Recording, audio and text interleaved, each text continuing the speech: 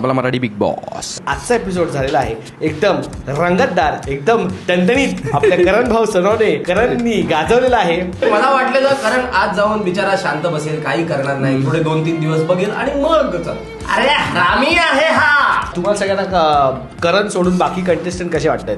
छान आहेत, सगळे कंटेस्टंट छान आहेत. आता खरं बोल.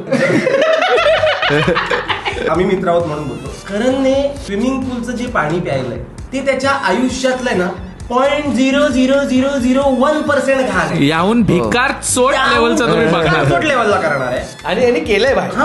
आणि मला लॉजिकल वाटलं ते करण. लॉजिकल आहे. तर मित्र म्हणून नाही, आम्ही लॉजिकल मित्र हे कोणीही केलं असेल मी बोललो असं घरातल्या. पण माझं म्हणणं हे की जेव्हा तुम्ही इमॅजिन का इकडे तिकडे जाता तेव्हा 100 लोकांचे 100 बुडलेले असतात. त्या 100 बुडलेलं पाणी बंद होतात. पण त्यांनी जे केलं लॉजिक इथे अप्लाय होत नाही मला असं वाटतं. म्हणजे तुम्हाला काय वाटतं कोण आहे जो टफ देऊ शकतो किंवा एक आपण इन डिटेल जाऊया थोडस असं वरवर. छोट्या डॉनला जर चहा दिली तर तो टफ.